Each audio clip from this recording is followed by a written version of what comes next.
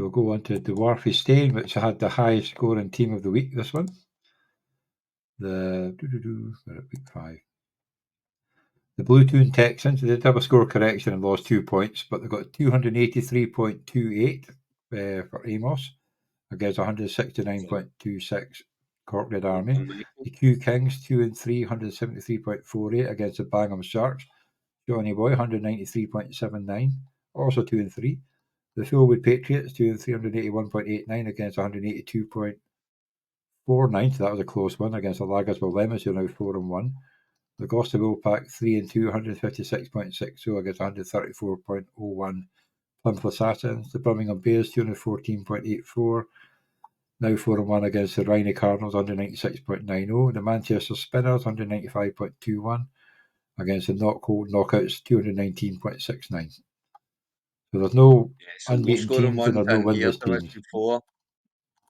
We've got to look at the Bluetoon Texans. That's big 283.28. That's massive. I'm guessing Burrow and Chase will be front and centre here. He had 3 points with Jerry Judy. Yeah. He had Brian Thomas, Brock Bowers, DeAndre Smith. Bowers, Smith, and Jigba done okay. Yeah, I mean, Judy aside, he's had a big week. He's played his best team by a country mile, and they've kind of they're all showing up. So great win for Michael, and that puts him 2-3 now. It gets him right back in the hunt. Definitely, and it was a nice win for Sean as well. 193.79 173.48. Yeah, again, when you're sitting at 1-3, you need that win. You need to get yourself going, and it's a tight one, but he's got himself over the line. 193 points. He's losing a lot of games this week, but it's won him this one. He's got to be looking at Holland, thinking better things. Are you ready to give up on Mahomes for fantasy yet? I'm about the stage where I'm. Well, it depends who else he's got. Who's he got? Well, he had Cousins. I'd probably play Cousins now ahead of Mahomes at the moment, especially with Rice out. Cousins ahead of Mahomes right now. Now I would be. Last week I wouldn't have been, but now I would be. Now that Cousins is kind of showing that he's showed up for the season and that he's finally turned up in Atlanta 5 weeks late, but he's there now. Like Q Kings, good start with. I mean, it's a big risk running your running back room with Hunt and Sermon. You never know what you're going to get from them, but it's worked out. It worked out this week for him. It's just it wasn't enough to win the game, but he got the points off them at least. I'm guessing that there's some injuries down on the bench there of Q Kings. He's got one there in because he's lost Pittman. So, Miles Garrett did he even play? I'm guessing not with no points. So. Yeah, I don't know if he played or not, to be honest with you. I wasn't paying much Joe attention to the Browns game.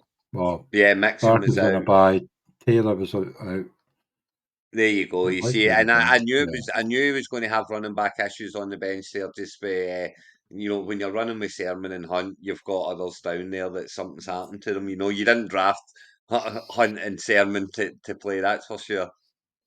No. Oops. But then obviously a nice one for the new boys. The Birmingham Bears and Knockouts are both 4-1. So they're sitting at 1-2 at the moment. Lagerville Lemon. Yeah, that was the one. Did we not have to usher him on to pick his team because he had 1 week where he had McCaffrey still on his team? He's now on a 3-game win streak since he started looking at his team. So well done, Brian. Yeah. So that was a bloody close one as well, though. So that was very, very tight game. 50.5. Who's Fullwood got on their bench? They've started DeMarcus Robinson, so I better not see a wide receiver on the bench here. Oh, he lost Collins after that. He really won the game easy. Collins just not done his hammy. He had great. But then he did, yeah. Lagersville again talking about Adeben Ingram playing, but he was out. Obviously, Dortz had 1 point. That was evened out. You had McLaughlin on the bench, Bateman on the. I wouldn't. Tolbert. Yeah. I would have ran with Tolbert as well. I would have played Tolbert for sure with Cook's been out. I think it's there's some meat on the Tolbert bone now, I would say, for a little while. So yeah, it was a game that Fulwood Patriots could easily have had in the bag if they'd picked it. And it just, it goes to show, make sure that you have a look at your team.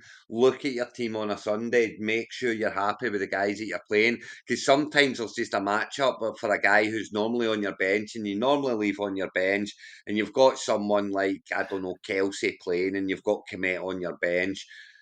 But Komet's got a cracking game and Kelsey's not been doing too much, have the balls to put them in, because they can make and break games, and there you go. You see, Fulwood Patriots would have won that game if they just had a little bit of stones and put in Tolbert this week. They would have been sitting 3-2 instead of 2-3. So there you go.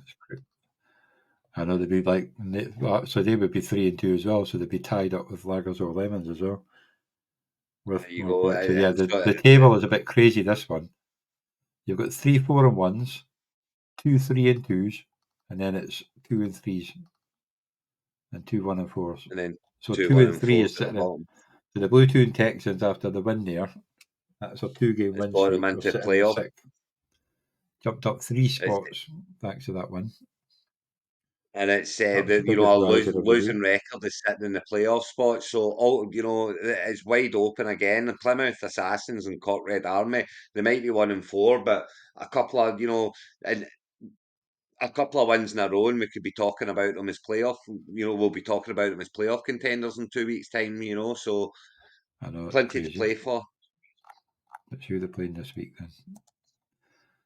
Oh, we've got another show in the Money Derby. The Bluetoon Texans against the Bangham Sharks. Both 2 and 3, so that'll be a good one. So big game. You've got the Cork Red Army playing the Fulwood Patriots. You've got the Q Kings up against the Plymouth Assassins. Oh, we've got a battle of the 4-1s, the Birmingham Bears against the Lagersville Lemons. Let's hope that Brian puts something at tight end this week then, because he's going to need them.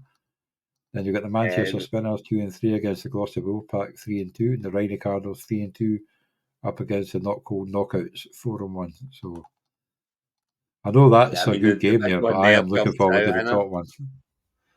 I am looking forward to the Bluetoon Patriots against the Bangham Sharks.